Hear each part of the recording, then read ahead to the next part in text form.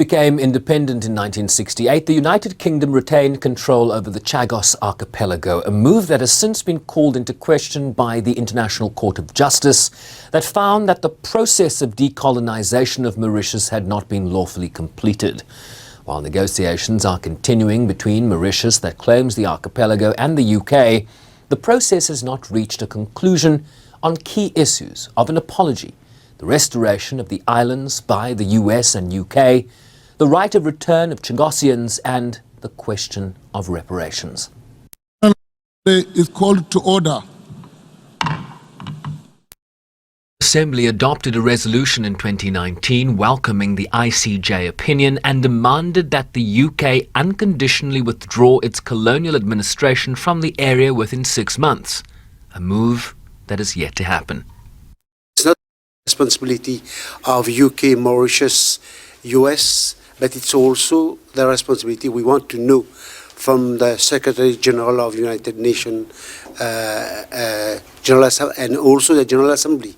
What decision would be taken towards the Chagossian? Because as far as concerned, sovereignty might be an issue that's been dealt between Mauritius and UK, but as far as we're concerned, we're still living outside of our place of birth.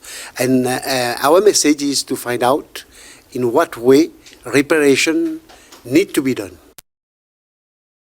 Chagossian, one of the main islands in the archipelago, is an exclusive British defence facility leased to the United States Navy.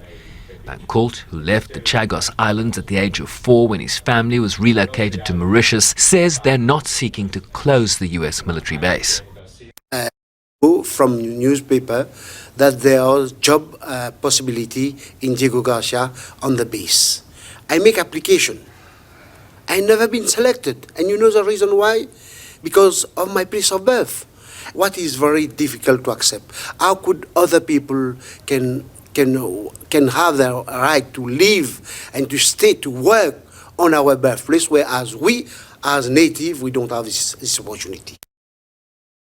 Crime against humanity, Human Rights Watch has called on both the US and UK governments to provide full reparations. Ongoing between the UK and Mauritius, supposedly to fulfil that International Court of Justice advisory opinion from a few years ago.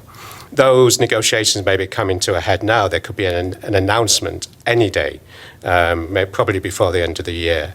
But what will be key is that those negotiations don't overlook the Chagossians again, that the Chagossians have a full part in decisions about them, and that reparations in this case have 4 elements. The first is that the Chagossians have the right to return home. The second is that the islands are restored by the UK and US, so the Chagossians can live there. The third is financial compensation to an adequate degree, not the small amounts which have been given in the past to some Chagossians. And finally is the idea of satisfaction and understanding and a guarantee by the UK and US that this could never happen again. And that does. This British former journalist, whose family owned slaves in the Caribbean, has now dedicated her time to the fight for reparative justice. This crime against humanity that was enslavement, you then have the second crime against humanity when, because the Americans want Diego Garcia as a military base, the Chagos Islands, the Chagossians are summarily moved.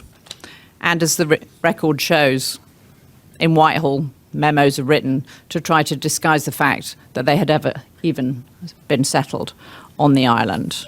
So, to me, this is a double crime against humanity, enslavement, followed by the forced removal of the Chagossian people. The Chagossians deserve an apology, they deserve reparations, they deserve the right to go to their homeland. This is said to be a distinct people with their own Creole language, music and culture, and Human Rights Watch argues that they are an indigenous peoples under African and international human rights standards. And while the UK and US have expressed their regrets about their treatment, both have not yet addressed the full spectrum of claims made by Chagossians 5 decades after their forced removal.